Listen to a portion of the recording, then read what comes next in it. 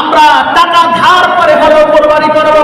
কিস্তি উঠাইয়া যদি আমরা আমাদের সন্তানকে বিদেশ পাঠাতে পারি, কিস্তি উঠাইয়া যদি আমরা ঘর নির্মাণ করতে পারি, কিস্তি উঠাইয়া যদি আমরা মোটর সাইকেল কিনতে পারি, কিস্তি উঠাইয়া যদি আমরা জমি কিনতে পারি, তাহলে কিস্তি উঠাইয়া তো আমরা কোরবানি করতে পারি। মানে এটা গুরুত্বের জন্য বোঝানো হয়েছে যে আপনি এত গুরুত্ব দিলেন দুনিয়াটাকে, আপনি দিনটাকে এত গুরুত্ব দিলে, দুনিয়াটাকে গুরুত্ব দেওয়ার জন্য, দুনিয়াটাকে গুরুত্ব দেওয়ার জন্য হালাল হারাম আপনি বিচার করলেন না, হালাল হারাম আপনি বিবেচনা করলেন না, কিস্তি উঠানো হারাম আপনি সেটা তারপর করলেন।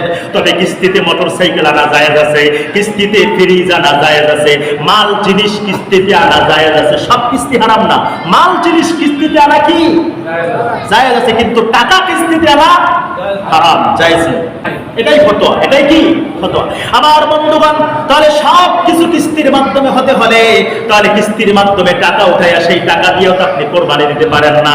এখন কাজটা আপনি করবেন না, সেটা অবশ্যই হারাম হয়ে যাবে। কারণ কোরবানি দিতে হলে কোরবানির বস্তু তার আপনি কিস্তিতে আনতে পারবেন না, কিস্তিতে আনতে হলে আপনাকে টাকা আনতে হবে। তাই টাকা কিস্তিতে আনা তো হারাম হয়ে যাবে, তাই এমন কাজটা করা যাবে না। আপনি বরং ধারে আনতে পারেন।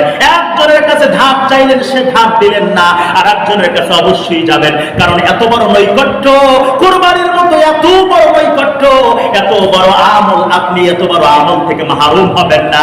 একজন, দুইজন, তিনজন, বরং 10 জন 20 জনের কাছে যাবেন। মানে অনেক জনের কাছে গেলে একজন না একজন অবশ্যই আপনার উপরে দয়া করে টাকা ধার দেবে। কথা কোন ঠিক কিনা?